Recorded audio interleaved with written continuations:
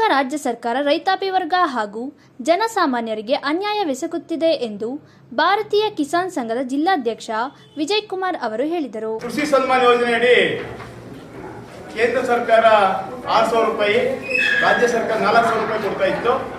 ಅದನ್ನ ಇವಾಗ ಸರ್ಕಾರ ಬಂದ ಮೇಲೆ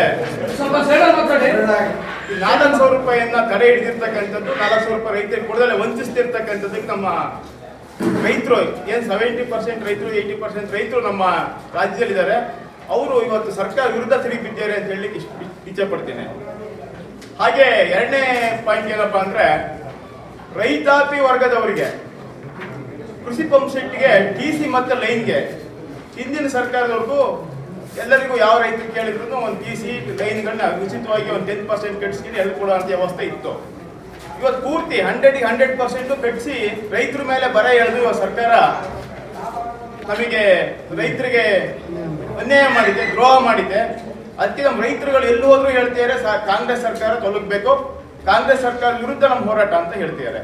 ನಗರದ ಸುದ್ದಿಗೋಷ್ಠಿಯಲ್ಲಿ ಮಾತನಾಡಿದ ಅವರು, ರೈತಾಪಿ ವರ್ಗದವರಿಗೆ ಕೃಷಿ ಪಂಪ್ ಸೆಟ್ಗಳಿಗೆ PC ಹಾಗೂ ವಿದ್ಯುತ್ ಲೈನ್ಗಳನ್ನು ಉಚಿತವಾಗಿ ಹಿಂದಿನ ಸರ್ಕಾರ ನೀಡುತ್ತಿತ್ತು.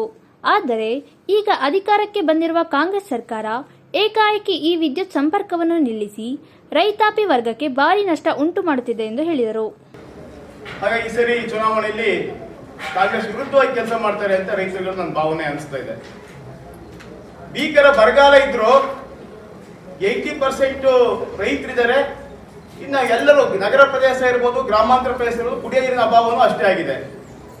ರೈತರಿಗೆ ಪರಿಹಾರದ ಬಿಡಿಗಾಸು ಹೋಗ್ಲಿ, ನಗರ ಪ್ರದೇಶದಲ್ಲಿ ಇರ್ತಕ್ಕಂಥವ್ರಿಗೂ ಕುಡಿಯೋ ನೀರು, ಗ್ರಾಮೀಣ ಪ್ರದೇಶ ಇರ್ತಕ್ಕಂಥ ಕುಡಿಯೋ ನೀರನ್ನು ಕೊಡದಲ್ಲೇ, ಒಂದು ಟ್ಯಾಂಕರ್ ವ್ಯವಸ್ಥೆನೂ ಮಾಡ್ದಲ್ಲೇ, ಅದಕ್ಕೇನೋ ನೋಡ್ದಲ್ಲೇ ಇವತ್ತು ಅಧಿಕಾರ ದಾಹದಿಂದ ಇವತ್ತು ಕಾಂಗ್ರೆಸ್ನವರು ಮೆರೀತಿರ್ತಕ್ಕಂಥ ಇಡೀ ರಾಜ್ಯದಲ್ಲಿ ನಾವು ನೋಡ್ತಾ ಇದ್ದೀವಿ. ಹಾಗಾಗಿ ರೈತರು ಮತ್ತೆ ಪಟ್ಟಣವಾಸಿಗಳು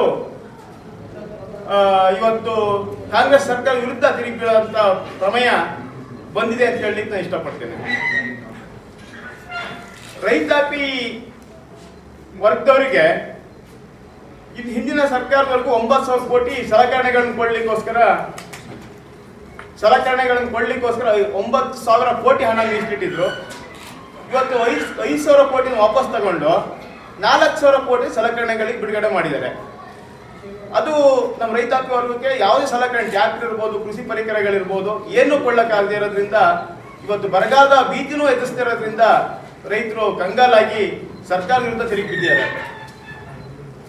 ದಿನನಿತ್ಯ ಬಳಕೆ ವಸ್ತುಗಳಾದಂತ ಚಾಪಾ ಕಾಗದ 80% ಏರಿಕೆ ಆಗಿದೆ. 20 ರೂಪಾಯಿ ಚಾಪಾ ಕಾಗದ 100 ರೂಪಾಯಿ ಆಗಿದೆ.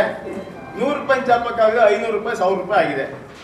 ಹಾಗೆ ಜಮೀನು, ಮನೆ ಕಂದಾಯ ಶುಲ್ಕ ಹೆಚ್ಚಳ, ಸಬ್ ರಿಜಿಸ್ಟ್ರಿ ಕಚೇರಿಯಲ್ಲಿ 50% ಹೆಚ್ಚಳ, ವಿದ್ಯುತ್ ಮೀಟರ್ ದರ ಏರಿಕೆ, ಕುಡಿಯುವ ನೀರಿನ ದರ ಏರಿಕೆ, ಅಬ್ಕಾರಿ ಶುಲ್ಕ ಏರಿಕೆ, ಹಾಲಿನ ದರವನ್ನು ಏರಿಸಿ ರೈತರಿಗೆ, ಜನಗಳಿಗೆ ಮಾತ್ರ ಹಾಲಿನ ದರವನ್ನು ಹೆಚ್ಚಿಸಿ ರೈತರಿಗೆ ಅಲ್ಲಿ ಏನು ಕೊಡದೇ ಇರತಕ್ಕಂತ ಒಂದು ಕೆಟ್ಟ ಪರಿಣಾಮಕ್ಕೆ ಸರ್ಕಾರ ಕೈ ಹಾಕಿದೆ.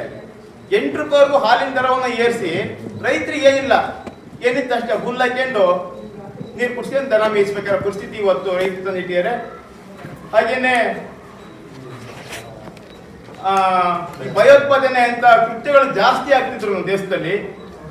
ಏನು ತಲೆ ಕೆಡಿಸಿದಲ್ಲೇ ಯಾವುದೋ ಒಂದು ಧರ್ಮನ, ಒಂದು ಮತನ, ಒಂದು ಜಾತಿನ ಓಲೈಸಿಕೆ ರೀತಿಯ ಒಂದು ಸರ್ಕಾರ ನಡೀತಿರ್ತಕ್ಕಂಥದ್ದು ನಮ್ಮೆಲ್ಲರಿಗೂ ಬೇಜಾರು ಮತ್ತು ಮುಜುಗರ ತಂದಿಟ್ಟಿರ್ತಕ್ಕಂಥ ಒಂದು ಪ್ರಸಂಗ ನಮ್ಮ ರಾಜ್ಯದಲ್ಲಿ ಬಂದೊದಗಿದೆ.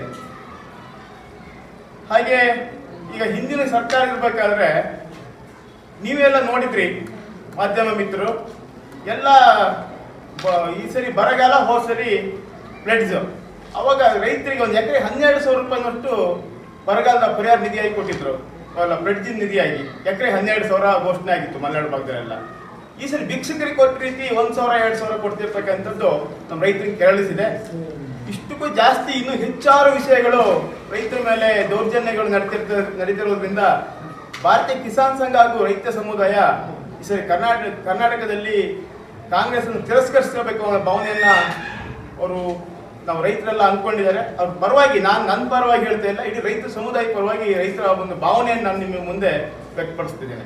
ಸುದ್ದಿಗೋಷ್ಠಿಯಲ್ಲಿ ಪೂರ್ಣೇಶ್, ಸುರೇಶ್ ಉಪಸ್ಥಿತರಿದ್ದರು.